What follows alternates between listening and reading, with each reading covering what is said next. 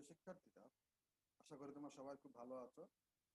আমরা আজকে জাতীয় বিশ্ববিদ্যালয়ের অনলাইন ক্লাস প্রোগ্রামে রাষ্ট্রবিজ্ঞান বিভাগের মাস্টার্স পার্ট 1 এর তৃতীয় লেকচার শুরু করব। আজকে আমরা এর আগে দুটো ক্লাস করেছি।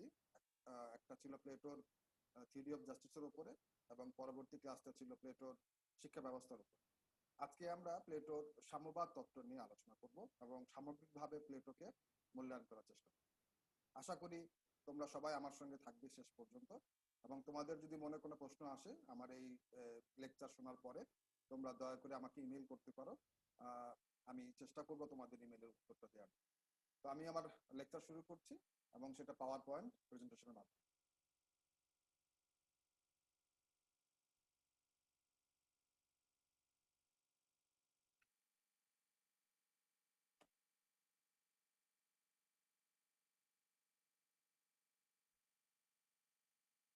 Welcome to the national university online class. আমাদের বিষয় হচ্ছে পলিটিক্যাল সায়েন্স।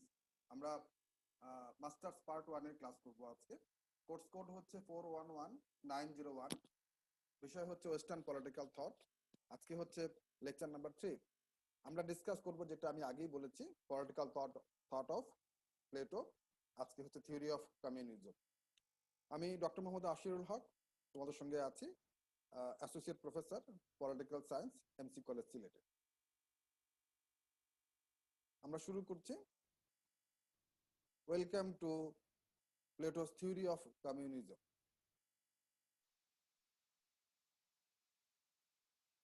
প্লেটো তার সমগ্র রাষ্ট্র দর্শনের মধ্য থেকে যেটা করতে চেয়েছিলেন সেটা হচ্ছে একটা আদর্শ রাষ্ট্রের রূপরেখা তৈরি করতে চেয়েছিলেন। তার সমগ্র দর্শনের মূল কেন্দ্রবিন্দু ছিল একটা আদর্শ রাষ্ট্র তৈরি করা, এবং সেই লক্ষ্যে তিনি মোটামুটি 4টা মূল বেজের বা মূল পিলারের কথা বলে গেছেন, যে 4টা পিলার বা 4টা বেজ বাস্তবায়িত হলেই কোনো একটা রাষ্ট্র আদর্শ রাষ্ট্র হিসেবে পরিগণিত হবে। এই 4টা বেজ ছিল প্রথমত জাস্টিস বা ন্যায়তত্ত্ব, যেটা একটি আদর্শ রাষ্ট্রের মূল নৈতিক ভিত্তি হবে। দ্বিতীয়ত ছিল শিক্ষা ব্যবস্থা, যেটা আদর্শ রাষ্ট্রের ভবিষ্যৎ নাগরিকদেরকে, বিশেষত অভিভাবক শ্রেণীদেরকে গড়ে তুলতে সহায়তা করবে। এবং তৃতীয়ত হচ্ছে কমিউনিজম, হ্যাঁ, এবং চতুর্থত হচ্ছে ফিলোসফার কিং, যারা পুরো রাষ্ট্রটা পরিচালনা করবে। তো যেটা আমরা দেখতে পাচ্ছি সেটা হচ্ছে the second essential device suggested by Plato for the ideal state is communism, সাম্যবাদ। এই সাম্যবাদ কথাটি বা তত্ত্বটি একটা অত্যন্ত তাৎপর্যবাহী একটা তত্ত্ব এবং একটা বিষয়, এবং যেটা প্রাচীন গ্রিক নগরাষ্ট্রের প্লেটো যেটা বলে গিয়েছিলেন আমাদেরকে আজ থেকে 2500 বছর আগে। পরবর্তীতে আমরা দেখেছি আধুনিক যুগে কার্ল মার্কস সেই সাম্যবাদ তত্ত্বটাকে আরো মডিফাই করে আধুনিক একটা রূপ দেন, এবং যার ভিত্তিতে, যে তত্ত্বের ভিত্তিতে সোভিয়েত ইউনিয়নে বলশেভিক বিপ্লব হয় রাশিয়াতে 1917 সনে ভিআই লেনিনের নেতৃত্বে। এবং তার পরবর্তীতে আমরা দেখেছি যে এর ভিত্তিতে পৃথিবীর অনেক দেশে সাম্যবাদ বা কমিউনিজম এটা ছড়িয়ে পড়েছে, এবং পৃথিবী মোটামুটি অনেক বছর, প্রায় 60-70 বছর দুইটা অংশে বিভক্ত ছিল। একটা অংশের রাষ্ট্রগুলা ছিল সাম্যবাদ বা কমিউনিজমে বিশ্বাসী, এবং অন্য আরেক দল রাষ্ট্র ছিল যারা পুঁজিবাদ বা ক্যাপিটালিজমে বিশ্বাসী।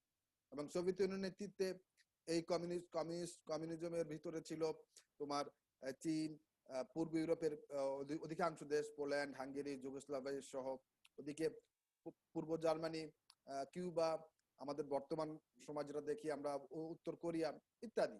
তাহলে এই যে একটা তত্ত্ব কমিউনিজম, তার ভিত্তিতে পুরো বিশ্ব রাষ্ট্র ব্যবস্থা, শাসন ব্যবস্থা দুইটা ভাগে বিভক্ত হয়ে গেছে, এবং তারা একটা স্নায়ু যুদ্ধেও জড়িয়ে পড়েছিল আমরা জানি 60-এর দশক থেকে এই গত শতকে। তো তাহলে বোঝাই যাচ্ছে যে এই তত্ত্বটার প্রভাব কতটাই সুদূরপ্রসারী। তো আমরা শুরু করছি। প্লেটোর মতে দ্য সেকেন্ড এসেনশিয়াল ডিভাইস, যেটা বললাম, দ্বিতীয় প্রধান ডিভাইস একটা আদর্শ রাষ্ট্র তৈরি করতে, সেটা হচ্ছে কমিউনিজম, এবং প্রথমটি ছিল প্লেটোর শিক্ষা। আমরা আমাদের আজকের এই আলোচনা আমরা এই আলোচনার মধ্য দিয়ে আমরা আজকে উপলব্ধি করার চেষ্টা করব এবং প্রশ্নের উত্তর খোঁজার চেষ্টা করব, সেটা হচ্ছে কমিউনিজম কি এবং কমিউনিজম কেন। ঠিক আছে, প্লেটোর আদর্শ রাষ্ট্রের যে অন্যতম প্রধান ভিত্তি, বিশেষ করে অর্থনৈতিক ভিত্তি, যেটা হচ্ছে কমিউনিজম, সেটা কেন দরকার ছিল, সেটা কাকে বলে, এই দুইটা প্রশ্ন মেনলি আমরা আজকে আমাদের এই লেকচারের মধ্যে থেকে খোঁজার চেষ্টা করব, এবং আমি আশা করব আজকের এই লেকচার শেষ সমাপ্ত হওয়ার পরে তোমরা আশা করি এই দুইটা বিষয়ের উত্তর তোমরা ইনশাআল্লাহ পেয়ে যাবে। What is communism? প্রথমত আমাদের যে প্রশ্ন, কমিউনিজমটা কি, এটা একটা অনেক অনেক বড় একটা বিষয়। খুব অল্প কথায় ব্যাখ্যা করতে গেলে একটু একটু কঠিন হতে পারে, তবু আমি চেষ্টা করব এটা। তবে সেই ক্ষেত্রে যেটা করব, এই প্রশ্নটা উত্তর দেওয়ার জন্য আমাদেরকে আধুনিক সাম্যবাদের দিকে একটু তাকাতে হবে, যেটা কার্ল মার্কস দিয়ে গেছিলেন। যদিও এই অংশটুকু আমি আলোচনা করব আমার লেকচারের পরের পার্টে, তবু খালি অল্প একটু এখানে বলে নিই। কার্ল মার্কসের যে সাম্যবাদ, সেটা হচ্ছে তোমার, উনি 1849 সনে তার কমিউনিস্ট ম্যানিফেস্টোর যে বইটি লেখেন, বিখ্যাত যে বইটি লেখেন, সেখানে তিনি তার মোটামুটি রূপরেখা দিয়ে গেছেন। এবং এই যে সাম্যবাদ, এর মূল কথাটা আসলে কি? এর মূল কথাটা হচ্ছে শ্রমিক শ্রেণীর উপরে যে শোষণ হচ্ছে। আমরা দেখেছি পুঁজিবাদী ব্যবস্থায় যারা পুঁজিপতি থাকে, যারা কোনো ইন্ডাস্ট্রি বা যে কোনো কিছুর মালিক থাকে, তারা শ্রমিকদেরকে শোষণ করে, শ্রমিকদের শ্রমটা শোষণ করেই তারা ধনী হয়ে ওঠে। হ্যাঁ, তো এই যে শ্রমিক শোষণ, এই শ্রমিক শোষণের অবসান কল্পেই কার্ল মার্কস তার এই সাম্যবাদ বা কমিউনিজম তত্ত্বটা দিয়ে গেছেন, আধুনিক যেটাকে বলি সায়েন্টিফিক সোশ্যালিজম। তো এই জিনিসটাকে আমি আরো পরে ব্যাখ্যা করব কার্ল মার্কসে যখন আসবো আমাদের আলোচনার শেষের অংশটুকু। তাহলে এইটুকুই বলে রাখি যে সাম্যবাদ মানে হচ্ছে, আমরা জানি সাম্য মানে সমান, শ্রমিক শ্রেণীর যে শোষণ হচ্ছে সেই শোষণের অবসান কল্পে আধুনিক সাম্যবাদের জন্ম। যদিও যদিও আবার তোমাদেরকে আমি একটু বলছি গুরুত্ব দিয়ে, প্লেটো কিন্তু ঠিক এই অর্থে সাম্যবাদকে বুঝাননি, তিনি একটু অন্য অর্থে বুঝিয়েছেন, সেটা আমরা যাচ্ছি এখনই। তো হোয়াই ইজ কমিউনিজম, আমরা আগে সেই প্রশ্নের উত্তরটা এখন খুঁজে নিই, তারপরে আমরা যাবো হোয়াট ইজ কমিউনিজমে। Communism is needed because of corruption and nepotism committed by the rulers, according to Plato. প্লেটোর মতে শাসকরা যে দুর্নীতি এবং যে স্বজনপ্রীতিতে নিমজ্জিত থাকে বা নিমজ্জিত হয়ে পড়ে, তার থেকে মুক্তির একটাই মাত্র পথ প্লেটো নির্দেশ করেছে, সেটা হচ্ছে কমিউনিজম। তার মতে এই সাম্যবাদের মধ্য থেকেই তোমার শাসক শ্রেণী, অভিভাবক শ্রেণী, তারা দুর্নীতি এবং স্বজনপ্রীতি মুক্ত হতে পারবে। বিষয়টা আমরা আরেকটু ব্যাখ্যা করব এখানে। পলিটিক্যাল সায়েন্টিস্ট, বিখ্যাত পলিটিক্যাল সায়েন্টিস্ট আর্নেস্ট বার্কার, তিনি বলেছেন, communism is a heroic remedy for a desperate evil, the union of political power and economic temptation in the same hand. That means, সেটা হচ্ছে কমিউনিজম হচ্ছে একটা একটা অন্যায়ের প্রতিকারের ক্ষেত্রে একটা নায়কোচিত একটা পদক্ষেপ, যে পদক্ষেপের মাধ্যমে কিভাবে রাজনৈতিক ক্ষমতা এবং অর্থনৈতিক ক্ষমতা, অর্থনৈতিক পাওয়ার দুইটাই একটা হাতে চলে আসবে। সেই হাতটা কার? সেই হাতটা হচ্ছে শাসকের হাতে। অর্থনৈতিক এবং রাজনৈতিক ক্ষমতা দুইটাই চলে আসবে শাসকের হাতে। এই কথাটা তিনি বলেছিলেন তার বিখ্যাত বই Greek political theory, Plato and his predecessor, page 226-এ। এখন আমরা যাব পরবর্তী আরেকজন রাষ্ট্রবিজ্ঞানীর কথায়, টমাস গ্রে। উনি বলেছিলেন, the purification of the guardian class remains a danger. That means, শাসক শ্রেণীর যে পরিশুদ্ধতা, এবং সেটা একটা বিপজ্জনক অবস্থার মধ্যে পড়ে গিয়েছে এই সাম্যবাদ তত্ত্বের ফলে। উনার কথা হচ্ছে, may not the guardian being stronger than the citizen and become a menace. That means, এই সাম্যবাদ তত্ত্বের ফলে যেটা হবে সেটা হচ্ছে, তারা শাসক শ্রেণী জনগণের থেকে, নাগরিকদের থেকে শক্তিশালী হয়ে উঠবে, এবং তারা হইবে কি একটা দৈত্য, একচক্ষু একটা দৈত্য। মে not the watch dog worry the ship instead of the Wolf. আমরা দেখেছি যে যারা যেখানে ভেড়া পালা হয় সেখানে সাধারণত কিছু কুকুর পুষে, বিশেষ করে ইউরোপিয়ান দেশগুলাতে, এবং সেই কুকুরগুলা ভেড়াদেরকে পাহারা দেয় যেন তারা দলছুট না হয়ে যায়, এবং নেকড়েরা যাতে তাদেরকে অ্যাটাক করতে না পারে। এখন উনি বলতে চাচ্ছেন মে not the watch dog worry the ship. এখন দেখা যাচ্ছে যে সেই পাহারাদার কুকুররাই ভেড়াদেরকে ভয় দেখানো শুরু করবে, উল্ফদেরকে ভয় দেখানোর পরিবর্তে। দ্যাট মিনস, এই ওয়াচ ডগ হচ্ছে কারা? শাসকরা, আর শিপ হচ্ছে জনগণ, এই অর্থে। Finally, the solution of this difficulty is found in the institution of communism.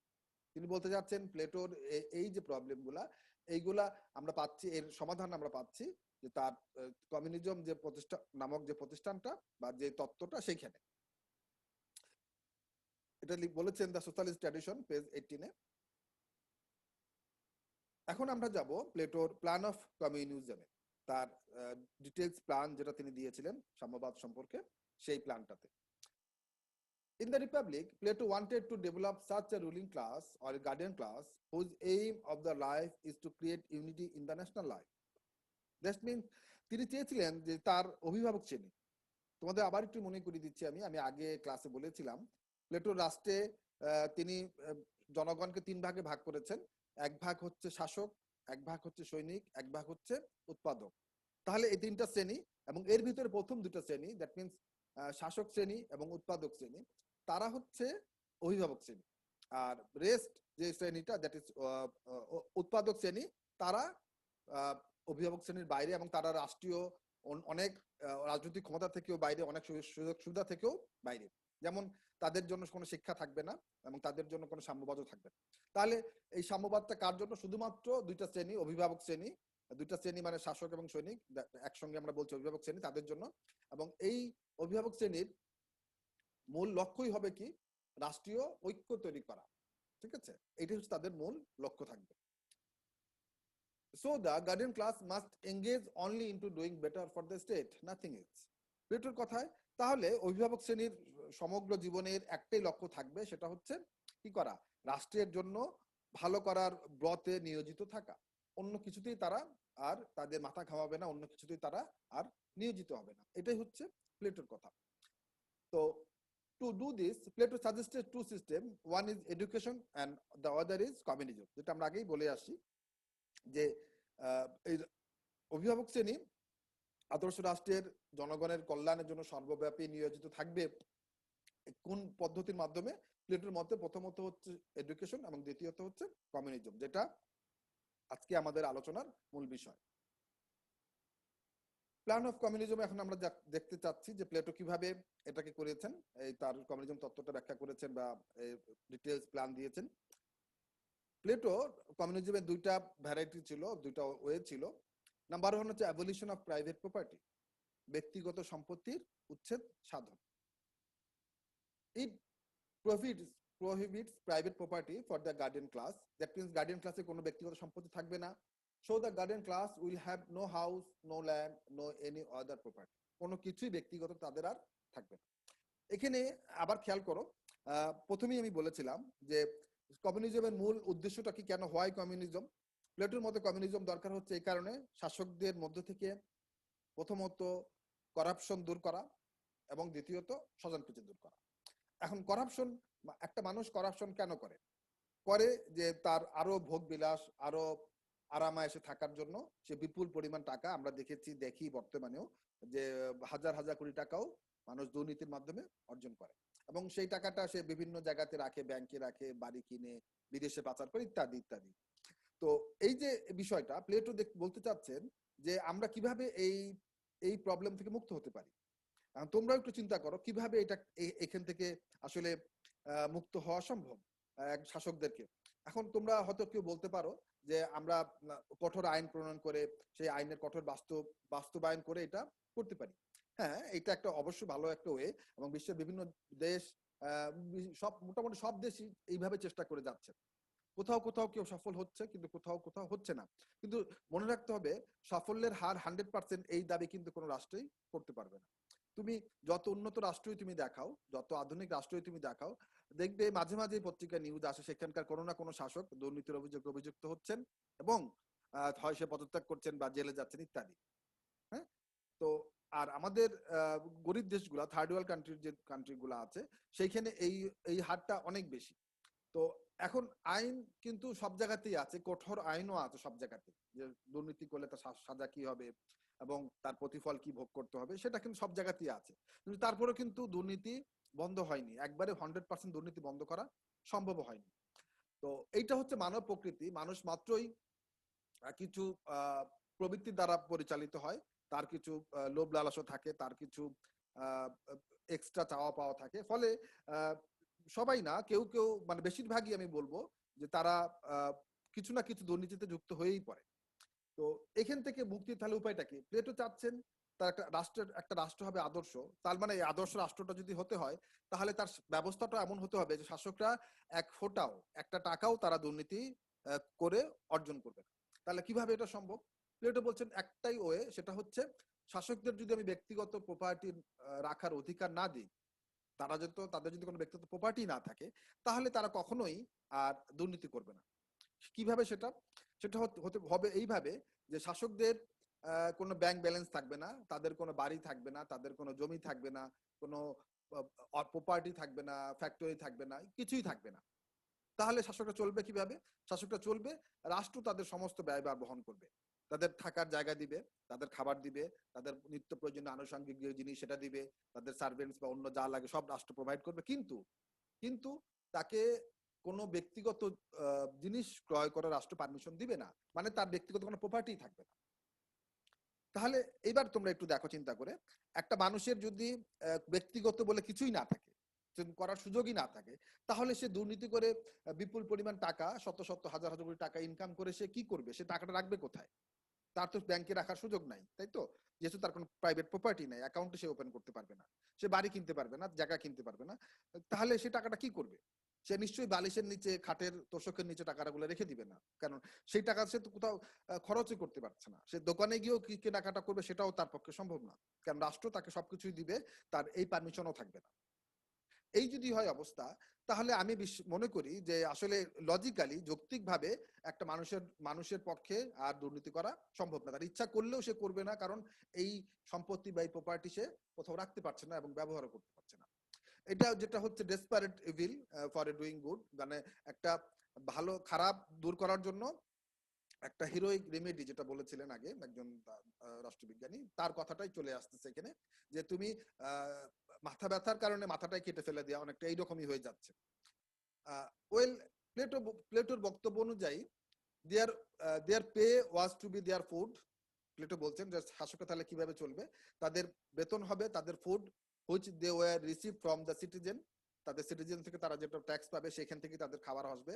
And they were to have no private expense, তাদের ব্যক্তিগত কোনো এক্সপেন্সই থাকবে না।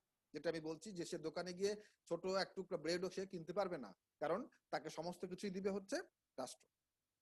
তাহলে এবার তোমরা একটু একটু এই জিনিসটা একটু চিন্তা করে দেখো, যে প্লেটো যে ওয়েটা বলেছিলেন শাসকদের দুর্নীতি মুক্ত রাখতে, সেটা আসলে যৌক্তিক দিক থেকে তাত্ত্বিকভাবে কতটুকু ফলপ্রসূ ছিল। আমি মনে করি তাত্ত্বিক দিক থেকে এটা যথেষ্ট, আমি কি বলবো, যে এটা অ্যাবসলিউটলি রাইট। হ্যাঁ, তাত্ত্বিকভাবে, বাস্তব দিক থেকে না। সেটা হচ্ছে এইটা, যে তুমি যদি শাসকদের কোনো প্রাইভেট প্রপার্টি না দাও, তারা আসলে কোনো দুর্নীতি করার সুযোগ তাদের হাতে থাকবেই না। হ্যাঁ, আরেকটা ওয়ে থাকবে, সেটা যাচ্ছে এখনই, সেটা হচ্ছে abolition of private family system. সেটা হচ্ছে প্লেটো বলছেন তাহলে দুর্নীতির একটা ওয়ে আমি বন্ধ করলাম, সেটা কি? যে মানুষ দুর্নীতিগ্রস্ত হবে না, কিন্তু স্বজনপ্রীতি যেটা মানুষ করছে, স্বজনপ্রীতি মানে হচ্ছে যে কোনো একটা পদে আমি আমার আত্মীয়, আমার ছেলে মেয়ে, আমার রিলেটিভ যাই হোক, তাকে আমি সে যোগ্য না হওয়া সত্ত্বেও তাকে আমি সেই পদটার জন্য মনোনীত করছি, আমি সেই চাকরিটা তাকে দিচ্ছি, বা তাকে আমি সেই পদে বসাচ্ছি। এই যে এটা কি বলছি আমরা? স্বজনপ্রীতি। তো দুর্নীতি শুধুমাত্র আর্থিক ভাবে হয় না, দুর্নীতি এইটাও একটা ওয়ে। কারণ তুমি অযোগ্য লোককে যদি তুমি একটা প্রতিষ্ঠানের প্রধান বানিয়ে দাও, তাহলে এই টোটাল এই প্রতিষ্ঠানটাই কলাপস করতে, ধ্বংস হয়ে যেতে বাধ্য। তো প্লেটো বলছেন তাহলে আমরা ওইটাও কিভাবে বন্ধ করব? এই ক্ষেত্রে তিনি আরো কঠিন একটা পদক্ষেপ নিয়েছেন, যেটা হচ্ছে abolition of private family system, like abolition of private property system. তিনি ব্যক্তিগত সম্পত্তি উচ্ছেদের মতো তিনি পরিবার প্রথাও উচ্ছেদ করার কথা বলেছেন। কতটাই শক্ত একটা কথা, তোমরা একটু চিন্তা করে দেখো। তিনি বলছেন শাসকদেরকে যদি স্বজনপ্রীতি মুক্ত করতে হয়, তাহলে তাদের কোনো প্রাইভেট ফ্যামিলি সিস্টেম থাকবে না। প্লেটো প্লেটোর কথা, Plato suggested for abolition of private family system for removal of corruption and nepotism from a guardian class, which is very unique. In Plato's view, both the community of property and the community of families tend to make them more truly guardians. প্লেটোর মতে যে এই সম্পত্তি যেটা থাকবে রাষ্ট্রের, বাড়ি ঘর বা শাসকদের জন্য, সেটা থাকবে সবার, তার ব্যক্তিগত কিছু না। এবং কমিউনিটি অফ ফ্যামিলিজও ঠিক তাই হবে, যে সবার ফ্যামিলি। কিভাবে সেটা ব্যাখ্যা করছি একটু পরে। Tend to make them more truly guardian, তাদেরকে আর সত্যিকার অভিভাবক শ্রেণী হিসেবে গড়ে তুলবে। They will not tear city in pieces, তারা শহরকে বিচ্ছিন্ন করে ফেলবে না, যে এটা আমার, এটা তোমার, ওরা আমার, ওরা তোমার, by differing about mine and not mine. মানে যেটা আমার, এই যে অংশটুকু আমার, এটা আর এই অংশটুকু আমার না। আমরা অনেক ভাই এটা দেখি যে উনি আমার জেলার লোক, কাজে ওনাকে আমি একটু ফ্যাসিলিটি বেশি দিব। এই যে ওইটা, এটাই কিন্তু স্বজনপ্রীতি, এটাই কিন্তু নেপোটিজম। আমরা এটা কিন্তু অহরহই করি, এবং সেটা আমরা অন্যায়ভাবেই, এটা যে অন্যায় সেটাও আমরা এইভাবে দেখি না। এটাই হচ্ছে আমাদের একটা বড় সমস্যা কিন্তু, যে কোনো কিছুই আমার বা কোনো কিছুই তোমার এইভাবে না দেখে আমরা যদি দেখি কে যোগ্য, তাকে যদি আমি পদটা দেই, সেটা আমার জেলা হোক, সেটা আমার এলাকা হোক, সে আমার ভাষাভাষী হোক, সে আমার কমিউনিটি হোক, কিংবা সে আমার ধর্মীয় গোষ্ঠীর অন্তর্ভুক্ত কেউ হোক, এইভাবে যদি আমরা না দেখি, তাহলে সমাজ থেকে আসলে দুর্নীতি নির্মূল করা সম্ভব। এখন তোমরা এবার এই বিষয়টা একটু উপলব্ধি করার চেষ্টা করো। তোমাদেরকে যদি আমি আজকে বলি যে এখন থেকে আর তোমাদের কারো প্রাইভেট প্রপার্টি থাকবে না, এবং প্রাইভেট ফ্যামিলিও থাকবে না, কেউ বিয়ে শাদী করতে পারবে না। আমার ধারণা তোমরা সবাই আমার প্রতি খড়গহস্ত হয়ে উঠবে, লাঠি নিয়ে তাড়া করে আসবে আমাকে, আমি এই কথা বলার কারণে। আমার মনে হয় না কেউ একজনও একসেপ্ট করবে যে ফ্যামিলি থাকবে না, তাই না? আমাদের জীবনে একটা অন্যতম প্রধান লক্ষ্যই তো ফ্যামিলি তৈরি করা, তাই না? বিয়ে শাদী করা, ছেলে মেয়ে হওয়া, নাতিপতি হওয়া ইত্যাদি। তো প্লেটো বলতে চাচ্ছেন, যদি যদি ফ্যামিলি সিস্টেম থাকে শাসকদের, তাহলে কি হবে? তাহলে ডেফিনিট তুমি মানুষের যে সন্তান বাৎসল্য, ফ্যামিলির প্রতি যে টান, যে মায়া, মানুষ সেখান থেকে কিন্তু সহজে মুক্ত হতে পারে না, এবং পারাটা খুব কঠিন একটা বিষয়। ফলে একই পদে যদি কেউ থাকে, যে একদিকে আমার আমার ছেলে, নিজের ছেলে, আর অন্যদিকে অন্য জেলার অন্য একটা অপরিচিত লোক যাকে আমি চিনি না, তাহলে এই পদটাতে আমি কাকে বসাবো, চাকরিটা কাকে দিব? কিংবা আমার ছেলে না হয়ে সে যদি আমার দূর সম্পর্কের রিলেটিভও হয়, তবু আমি কি করি, আমরা কি করি, আমরা তাকেই চাকরিটা দেওয়ার চেষ্টা করি, এবং সেটা নিয়ে গর্ব করে বলি যে অমুকে এলাকার এত মানুষকে চাকরি দিয়ে গেছে, বা অমুক আমাকে চাকরি দিয়ে গেছে। কিন্তু এটা যে নেপোটিজম, এটা যে দুর্নীতি, কিন্তু আমরা এইভাবে সেটা দেখি না। তো প্লেটো বলতে চাচ্ছেন, এটা যখন হবে না, যখন তোমার ফ্যামিলি বলে কেউ থাকবে না, তাহলে তো এই সুযোগ করার আর সুযোগটাও নাই। তো তাহলে প্রশ্ন আসবে, খুব যৌক্তিক একটা প্রশ্ন, ফ্যামিলি যদি না থাকে, তাহলে পরবর্তী সময়ে অভিভাবক শ্রেণী বা শাসক শ্রেণী কোত্থেকে আসবে? বিয়ে শাদী যদি না থাকে, তাহলে ফিউচার গার্ডিয়ান ক্লাসের কি হবে, সেটা আমরা একটু এখন দেখি। প্লেটো বলছেন, marriage is not allowed for the guardian class. Guardian class, আবার মনে করে দিচ্ছি, শাসক এবং সৈনিক, এই দুটো ক্লাস মিলে গার্ডিয়ান ক্লাস, তাদের জন্য বিবাহ নিষিদ্ধ থাকবে। Then how the future generation will come, কিভাবে আসবে ভবিষ্যৎ জেনারেশন? প্লেটোর মতে সেটা হবে এইভাবে, Plato introduce innovative scheme for breeding of spring. ভবিষ্যৎ প্রজন্মের জন্মের জন্য একটা অভিনব স্কিম তিনি ঘোষণা করেছেন। সেটা এরকম, ইন ইচ ইয়ার, প্রত্যেক বছরে, দেয়ার উইল বি ফেস্টিভ্যাল, একটা উৎসব হবে, where all the healthy guardian men and women will meet together. সমস্ত সুস্থ নরনারী অভিভাবক শ্রেণী তারা পারস্পরিকভাবে মিট করবে, এন্ড একজন আরেকজনের পার্টনার চুজ করবে। ঠিক আছে? তারা নিজেদের পছন্দের মতো পার্টনার বেছে নেবে সেই উৎসব থেকে। The festival will continue for few days, কিছুদিন চলবে এই উৎসবটা। And in this way future generation will born, ভবিষ্যৎ প্রজন্ম জন্ম নেবে বিবাহ বহির্ভূত সম্পর্ক ছাড়াই, যেটা আমরা পশ্চিমা বিশ্বে অহরহই দেখি, যে তারা লিভিং টুগেদার করে, এবং ম্যারেজটা অনেক পরে করে, বা কখনো হয়তো করেই না। এবং আমাদের পার্শ্ববর্তী দেশ ভারতেও এটা খুবই প্রচলিত হয়ে আসছে এই জিনিসটা। ইভেন তোমরা হয়তো মনে করতে পারো, যারা ফুটবল খেলা দেখো, যে ম্যারাডোনা ফুটবলের অন্যতম একজন বেস্ট প্লেয়ার, বা সর্বকালের বেস্ট হিসেবে অনেকে বলে, তিনি বিয়ে করেছেন কিন্তু তার ছেলের হাত ধরে। ঠিক আছে? 10 বা 11 বছর ছিল। তার মানে আমরা যেটা দেখি, যে বিবাহ বহির্ভূত যে সম্পর্কটা, লিভিং টুগেদার যেটাকে বলি আমরা, অনেকটা এইরকমই ব্যাপারটা। হ্যাঁ, the state takes the responsibility to take care of newborn babies, যে সন্তানগুলো জন্ম নিবে, রাষ্ট্র প্রথমেই তাদের মায়ের কাছ থেকে, বাবার কাছ থেকে তাদেরকে আলাদা করে ফেলবে, এবং বাবা মা কেউ জানবে না যে কে তার বাচ্চা, এবং বাচ্চারাও জানবে না কে তার বাবা মা। দ্যাট মিনস জন্মের পরপরই মায়ের কাছ থেকে বাচ্চাটাকে নিয়ে যাওয়া হবে রাষ্ট্রীয় তত্ত্বাবধানে, রাষ্ট্র সেটাকে টেক কেয়ার করে বড় করে তুলবে, এবং যে মা জন্ম দিল বাচ্চাটা, সে তার মুখও দেখবে না, সে জানবেও না যে সে তার বাচ্চা। ওকে, এই হতে কি হবে? এই হতে যেটা হবে, রাষ্ট্রীয় তত্ত্বাবধান যে শিশুরা বেড়ে উঠছে, একসময় তারা ভবিষ্যৎ অভিভাবক শ্রেণী হয়ে উঠবে। এখন যারা এক্সিস্টিং অভিভাবক শ্রেণী আছে, তারা জানবে যে শিশুরা বড় হয়ে উঠছে, সে তাদের সে তারই হয়তো ছেলে মেয়ে। সে হয়তো জানে না যে কে তার ছেলে বা কে তার মেয়ে, কিন্তু সে জানে যে এদের মধ্যে কেউ না কেউ আমার ছেলে বা আমার মেয়ে। ঠিক তেমনি ভাবে যে শিশুগুলো বড় হয়ে উঠছে, তারাও জানছে যে যে অভিভাবক শ্রেণী শাসনের ক্ষমতায় আছে, তারা তার কেউ না কেউ আমার বাবা বা আমার মা, কিন্তু তারা জানে না এক্স্যাক্টলি। এর ফলে যেটা হবে যে কম্বাইন্ডলি শাসকরা, যারা অভিভাবক শ্রেণী এখন ক্ষমতায় আছে, তারা আর কারো প্রতি পক্ষপাতিত্ব করবে না, কারণ সে তো জানে না কে তার ছেলে বা কে তার ছেলে না। তাহলে যে যোগ্য তাকেই সে পদটা দিবে, এবং স্বজনপ্রীতি আর হবে না। ফলে কি হবে, একটা কমিউনিটি অফ ফ্যামিলি তৈরি হবে। ওকে, যেটা আগে বলে আসছিলেন প্লেটো। নিঃসন্দেহে খুব অত্যন্ত অভিনব একটা পদ্ধতি। আমি আমি বিশ্বাস করি তোমরা একজনও এটার সঙ্গে একমত হবে না যদি এটাকে কোনো রাষ্ট্র বাস্তবায়ন করতে চায়। ঠিক আছে, আমরা যাচ্ছি এরপরে। Plato's communism verse modern communism.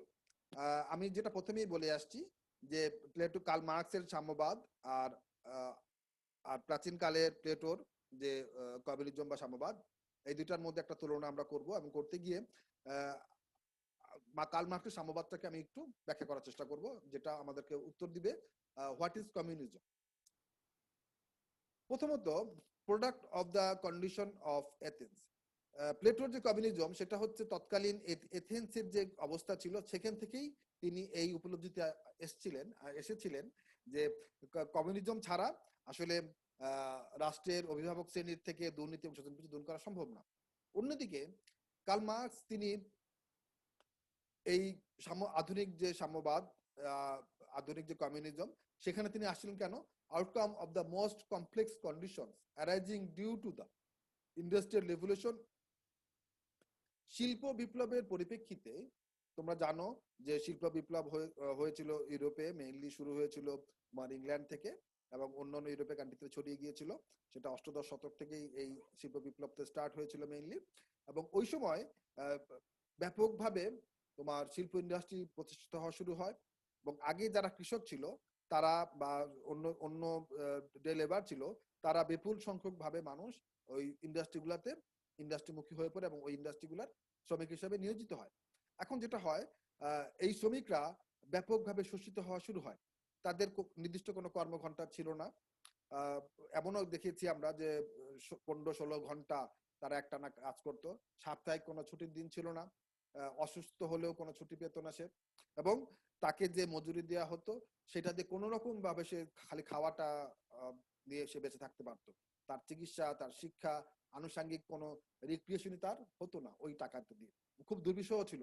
এবং চাইল্ড লেবার যেটা বলি, আমরা দেখেছি 9, 10, 11 বছরের বাচ্চারাও তোমার বাধ্য হয়ে ফ্যামিলিকে মেনটেন করার জন্য তারা কাজে নিযুক্ত হয়ে যেত।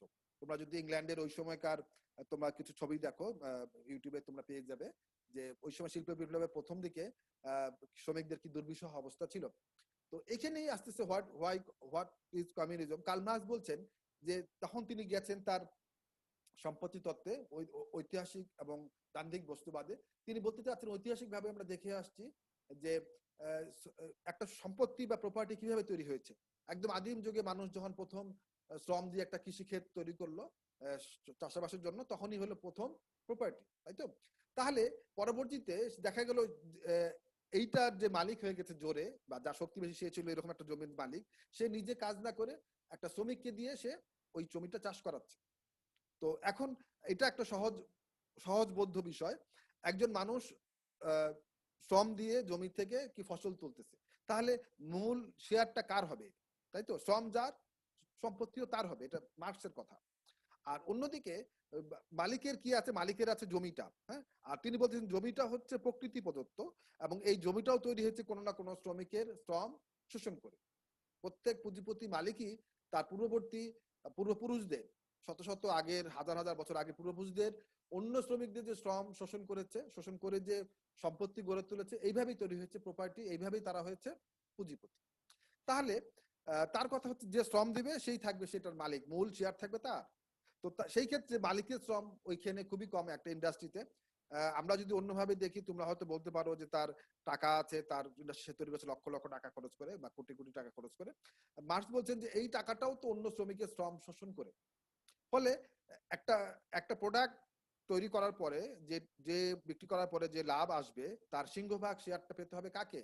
শ্রমিককে, মালিককে না। এবং এটাই বলছে যে শ্রমিকের শ্রম শোষণ।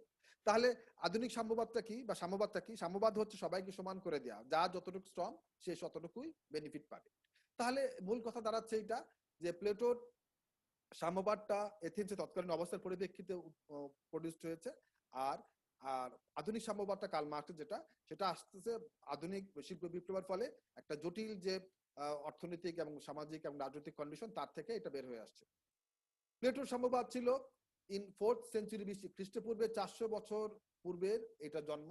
আর আধুনিক সাম্যবাদ জন্ম 19th সেঞ্চুরিতে, যেটা আমি বলেছি 1849 সনে কমিউনিস্ট ম্যানিফেস্টো মধ্য দিয়ে। বার্কার, একজন বিখ্যাত রাষ্ট্রবিজ্ঞানী, তিনি বলছেন points out is half communism. তিনি প্লেটো সাম্যবাদকে বলেছেন অর্ধ সাম্যবাদ। কেন অর্ধ সাম্যবাদ? কারণ হচ্ছে, মনে করো একটু আবার, তিনি বলছেন সাম্যবাদটা শুধুমাত্র অভিভাবক শ্রেণীর জন্য, উৎপাদক শ্রেণী এখান থেকে বঞ্চিত। আর উৎপাদক শ্রেণী হচ্ছে একটা রাষ্ট্রের সবচেয়ে বড় অংশ, সবচেয়ে বড় শেয়ার হচ্ছে তাদের জনসংখ্যার দিক থেকে, তারাই এখান থেকে বঞ্চিত। প্লেটো বলছেন যে উৎপাদক শ্রেণীর ফ্যামিলি থাকবে, তাদের প্রাইভেট প্রপার্টি থাকবে, তারা সবকিছু করবে, কিন্তু অভিভাবক শ্রেণীর জন্য এটা থাকবে না। অন্যদিকে আধুনিক সাম্যবাদ হচ্ছে effects the whole population of the state, মানে একটা রাষ্ট্রের সমগ্র জনগণকে সেটা এফেক্ট করছে, মানে সমস্ত জনগণের জন্য সেটা অ্যাপ্লিকেবল এবং তাদের উপরে সেটা প্রয়োগ হবে। এরপরে প্লেটো সাম্যবাদ হচ্ছে মোর পলিটিক্যাল ইন নেচার, পুরোপুরি এটা রাজনৈতিক ছিল। আর আধুনিক সাম্যবাদ হচ্ছে ইকোনমিক নেচার, অর্থনৈতিক সাম্যবাদ ছিল, কারণ অর্থনৈতিক দিক থেকেই শোষণটাকে বিলোপ করতে চেয়েছিলেন কার্ল মার্ক্স। এরপরে প্লেটো সাম্যবাদ হচ্ছে অ্যারিস্টোক্রেটিক, অভিজাততান্ত্রিক, শুধুমাত্র শুধুমাত্র অভিজাত সম্প্রদায়ের জন্য এটা ছিল, শাসক এবং সৈনিকদের জন্য। আর আধুনিক সাম্যবাদ কার্ল মার্ক্স, সেটা হচ্ছে প্রলেতারিয়েট, দ্যাট মিন্স সর্বহারা শ্রেণীর জন্য, যারা শ্রমিক, তাদের জন্যই এই সাম্যবাদটা। Lastly, not in practice, Plato সাম্যবাদটা কোথাও প্র্যাকটিস করা হয় নাই, হওয়া সম্ভব না। কারণ কি? কারণ হচ্ছে কোন রাষ্ট্রই, কোন দেশের জনগণই প্রাইভেট প্রপার্টি যদি অবলুপ্ত করে সবাইকে সমষ্টিগত সম্পত্তি দেওয়া হয়, সেটা হয়তো সবাই মেনে নিবে। কিন্তু কিন্তু তুমি তোমার কি বলে ফ্যামিলি থাকবে না বা ফ্যামিলি করতে পারবে না, বিয়ে করতে পারবে না, এটা কেউ মেনে নিবে না। এবং এই কারণে পৃথিবীর কোথাও কোথাও এই কাজটা, এই জিনিসটা বাস্তবায়িত হয়নি। আর আধুনিক সাম্যবাদ হচ্ছে মোর প্র্যাকটিক্যাল, অনেক বেশি প্র্যাকটিক্যাল, বাস্তববাদী। এবং এই কারণে আমি বলেছি যে পৃথিবীটা দুই ভাগে ভাগ হয়ে গিয়েছিল আমাদের এই গত শতকের 1917 সন থেকে 1989 সন পর্যন্ত। এই লম্বা সময়টা পৃথিবী মোটামুটি দুইটা অংশ বিভক্ত ছিল, একদিকে ছিল কমিউনিজম আর একদিকে ছিল ক্যাপিটালিজম। ঠিক আছে? তো এই হচ্ছে মোটামুটি প্লেটো সাম্যবাদের সঙ্গে আধুনিক সাম্যবাদের একটা তুলনামূলক আলোচনা। এখন আমরা যাব প্লেটোর এই সাম্যবাদ তত্ত্বের সমালোচনা, ক্রিটিসিজম অফ প্লেটোস কমিউনিজম।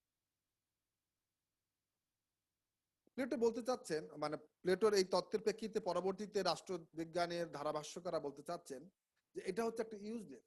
এটা ইউজলেস মানে এটার অপ্রয়োজনীয় একটা বিষয়। কারণ তিনি শাসকদের থেকে দুর্নীতি এবং স্বতন্ত্র দূর করতে চেয়েছিলেন। তার জন্য যিনি যে পদক্ষেপটা দিয়েছেন, বিশেষত ফ্যামিলি থাকবে না, এইটা একদমই ইউজলেস। এবং শাসকদের ব্যক্তিগত কিছুই থাকবে না, এটাও অনেকে বলেছেন ইউজলেস। এটা অন্য বলার আরেকটা কারণ হচ্ছে, তোমরা দেখো পৃথিবীতে কিন্তু এখন আর সাম্যবাদী সমাজ, সাম্যবাদী রাষ্ট্র কিন্তু আর বেশি টিকে নাই। একমাত্র উত্তর কোরিয়াকেই আমরা এখন দেখি মোটামুটি ওইভাবে টিকে আছে, যদিও এটা অনেকটাই করাপ্টেড হয়ে গেছে। চীনেও আছে, যদিও সেটা মডিফাইড হয়ে গেছে, পুঁজিবাদের সঙ্গে অনেকটাই মিশে গেছে। এর বাইরে কিন্তু ওই অর্থে আর কোথাও নাই। কারণ মানুষের একটা চিরন্তন চাহিদা, একদম প্রাগৈতিহাসিক সৃষ্টির পর থেকেই মানুষ তার সবকিছু ব্যক্তিগতভাবে চিন্তা করতে শিখেছে। ব্যক্তিগত একটা হাতিয়ার, প্রথমত ব্যক্তিগত একটা গুহা থাকার জন্য, তারপর ফ্যামিলি ব্যক্তিগত, পরবর্তীতে প্রপার্টি ব্যক্তিগত। আমরা এইভাবেই কিন্তু অভ্যস্ত।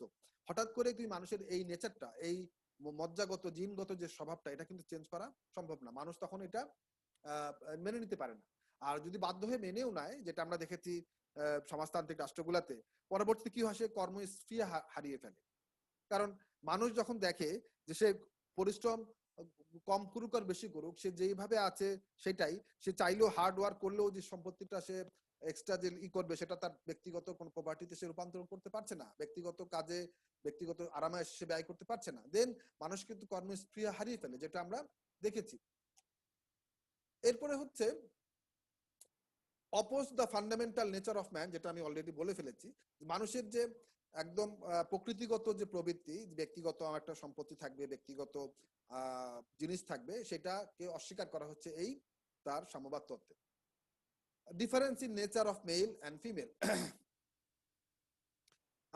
আমরা দেখেছি, আমরা জানি যে মানুষের ভিতরে নারী এবং পুরুষের মধ্যে একটা প্রকৃতিগত কিছু ডিফারেন্স আছে, ফিজিক্যালও কিছু ডিফারেন্স আছে।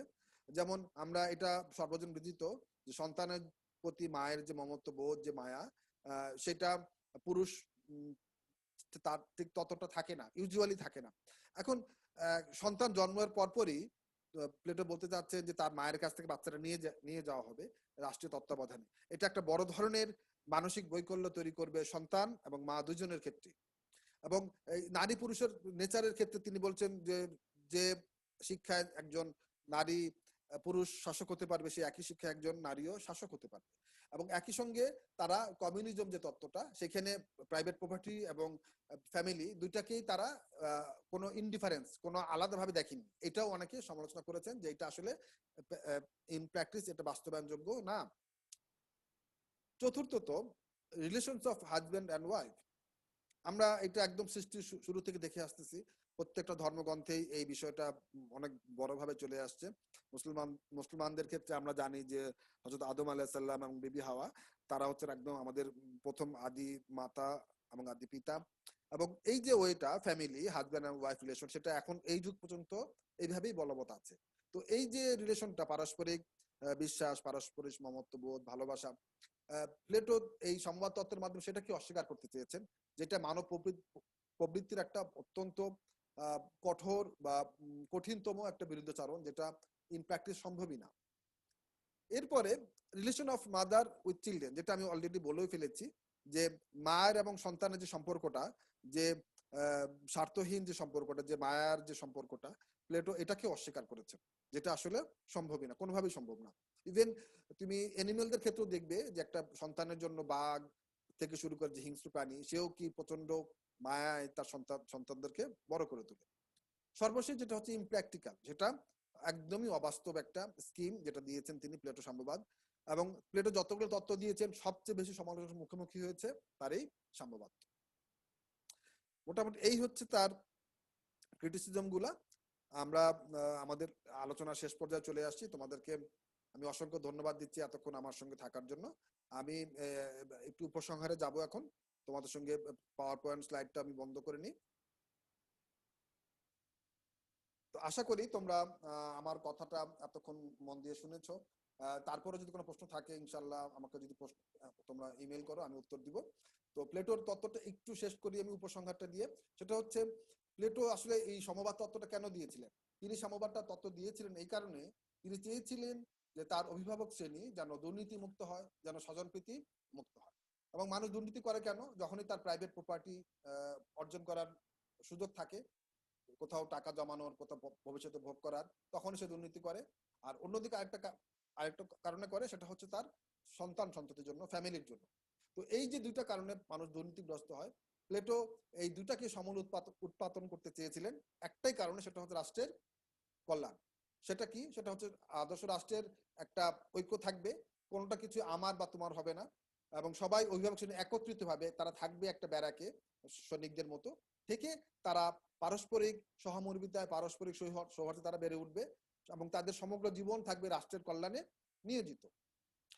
এই যে অবস্থাটা, এইটাই ছিল প্লেটোর সাম্যবাদের মূল কথা আসলে। হ্যাঁ, তো যদিও প্লেটোর এইটার জন্য যে পদ্ধতির কথা বলেছেন, যে প্রাইভেট প্রপার্টি থাকবে না, প্রাইভেট ফ্যামিলি থাকবে না, ব্যক্তিগত সম্পত্তি এবং ব্যক্তিগত পরিবার থাকবে না, এইটা অত্যন্ত রেডিক্যাল একটা পদক্ষেপ ছিল, অত্যন্ত কঠোর একটা পদক্ষেপ ছিল, যেটা পরবর্তী যুগে কোনো রাষ্ট্রবিজ্ঞানী পুরোপুরি অ্যাকসেপ্ট করে নেননি। বিশেষত আধুনিক যুগে রাষ্ট্রবিজ্ঞানীরা বলছেন যে এটা একদম মানব প্রকৃতির একদম সরাসরি বিরুদ্ধাচরণ, কাজেই এই পদ্ধতিটা অ্যাপ্লিকেবল না।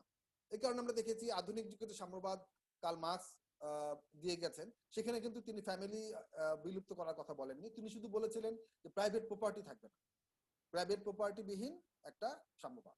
এই জন্যই প্লেটো সাম্যবাদকে অনেকে অর্ধ সাম্যবাদ বলেও অভিহিত। তো মোটামুটি এইটুকুই ছিল আজকের আমাদের আলোচনা। আশা করি তোমরা হয়তো বুঝতে তোমাদেরটা অনেকটুকু সহায়ক হবে আজকের এই আলোচনাটা। তারপরে যদি বুঝতে অসুবিধা হয় দয়া করে আমাকে মেইল করো। সেই পর্যন্ত ভালো থেকো তোমরা, দেখা হবে ইনশাআল্লাহ আগামী ক্লাসে। আল্লাহ হাফেজ।